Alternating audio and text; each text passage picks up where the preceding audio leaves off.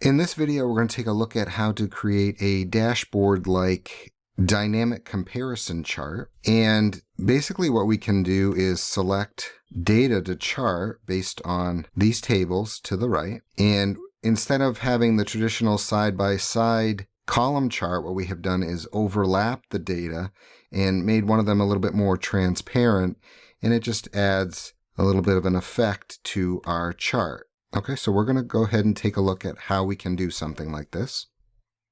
Okay, so I'm basically starting with a blank here. So before we get started, essentially all I did here was select a range of data and change the background color. All right, so it just kind of hides the grid lines and gives us a little bit of a palette to work on. All right, and then I left these two cells blank, or I went back and turned them white. All right, and then we'll just add some data validation here so that we get a drop down from which to choose our 2 years to graph. So I'm going to go to Data and Validation, and we'll change this to a list.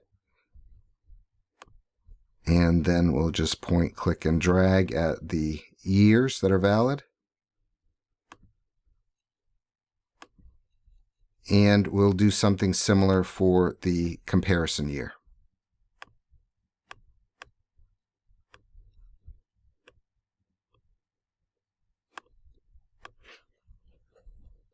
Okay, with that done, we're almost ready to go ahead and make our chart. The first thing we need to do before we do that, though, is to reference these cells over here. So I'll just put a simple formula in where I reference C4 and then E4.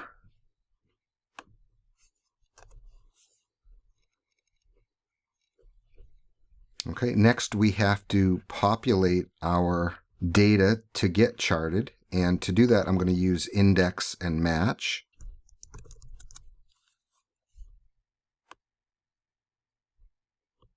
So I'm going to look for the correct value from the 6th row here.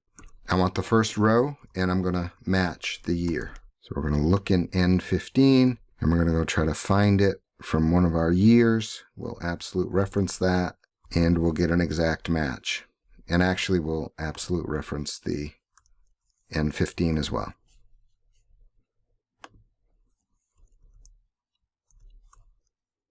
Okay, so we see that we're getting, for Canada, sales in 2017. Okay, we'll write a similar formula for the second or comparison year.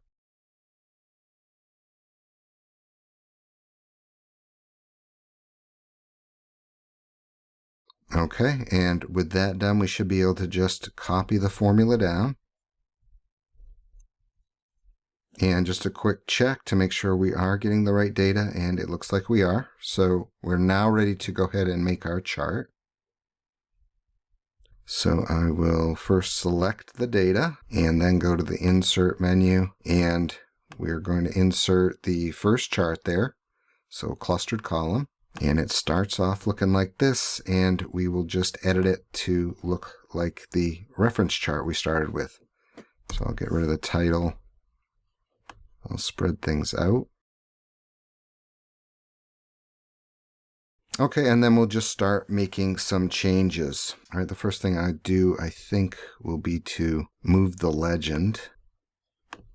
Okay, so I'll just click and drag it up into where I want it. Okay, and the rest of the work is pretty much on the series of data.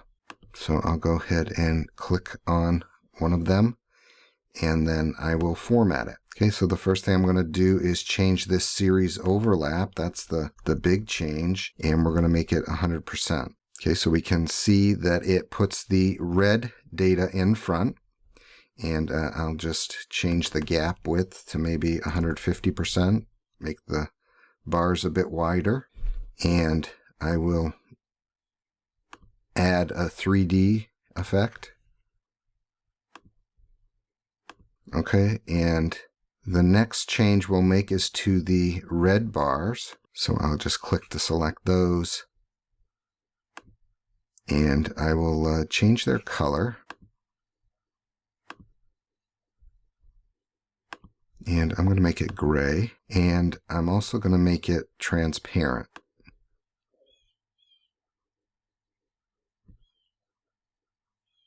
All right, so you can play around with this a little bit to get it the way you want. I'm also going to add that glow effect.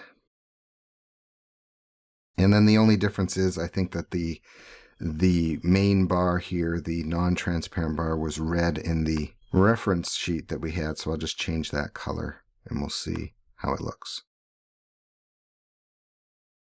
Okay, so there is our dynamic comparison chart.